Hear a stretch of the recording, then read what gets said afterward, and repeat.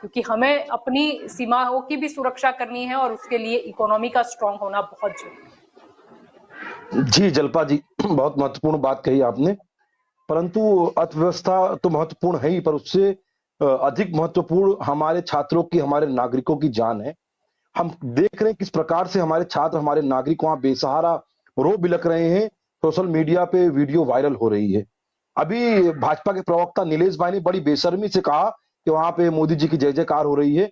मुझे बड़ी शर्म आ रही है कि हमारे देश के सत्ता में बैठे हुए लोग इतनी स्तरहीन भाषा का प्रयोग कर रहे हैं। उन्हें अभी भी मोदी जी की जय जयकार की पड़ी है, जबकि लोग 20,000 से अधिक लोग यूक्रेन में फंसे हुए हैं। अब नीलेश जी ने बताया कि पिछले कई सप्ताहों से युद्ध जैसे वातावरण बने हुए थे, उसके बावजूद भी सरकार निष्क्रिय रही, क्योंकि सरकार उत्तर प्रदेश में, उत्तराखंड, गोवा और मणिपुर और पंजाब में चुनाव लड़ रही थी। कहां गए नरेंद्र मोदी जी के जहाज? कहां गए 8,000 करोड़ के जहाज पर चौकीदार स्वयं घूम रहे हैं और हमारे देश के छात्र, हमारे नागरिक यूक्रेन में बेसहारा रो बिलख रहे हैं। ये सरकार की विफलता है, ये विदेश नीति की बहुत बड़ी चूक है। हमारे राजनयिक क्या कर रहे थे, हमारी खुफिया एजेंसियां क्या कर रही थी कि हमारे इतने छात्र वहां पर फंस गए?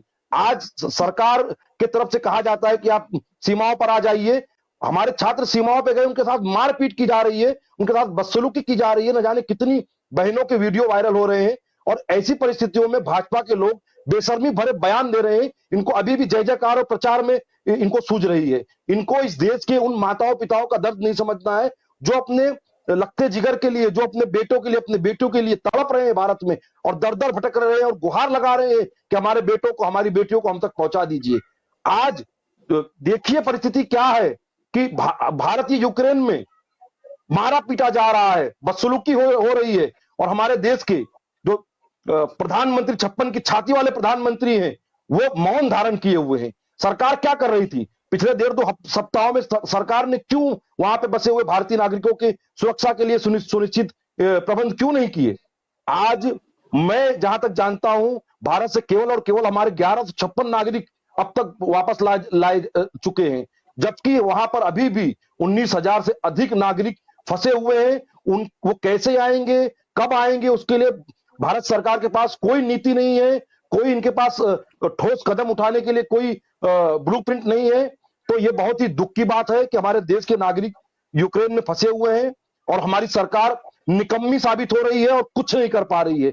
जबकि 1990 में जब खाड़ी युद्ध हुए थे, तब वहां से लाखों की संख्या में लोगों को भारत लाया गया था, क्योंकि तब की सरकार देश के नागरिकों की सुरक्षा में विश्वास रखती थी, ना कि चुनाव लड़ने में। और हमारे नीलेश भाई अभी हंस रहे हैं, इनका यही बेशर्मी भरा जो चेहरा है। आज देश में हजारों माए, हजारों पिता और हजारों परिवार अपने बच्चों और बच्चियों के लिए रो बिलख रहे हैं, और यहाँ पे टीवी बैठकर हंस रहे हैं। इसी से पता चलता है कितने संवेदनहीन लोग हैं ये, केवल और केवल प्रचार में विश्वास रखते हैं। तो मैं आपके माध्यम से जी नीलेश जी को पूछना चाहता हूं कि जब आप स्वयं स्वीकार कर रहे थे कि कई सप्ताहों से युद्ध जैसे वातावरण बने हुए थे, तो भारत सरकार का विदेश मंत्रालय उत्तर प्रदेश के चुनाव में क्यों व्यस्त था? उनको लाने के प्रबंध क्यों नहीं किए गए? जी नीलेश जी।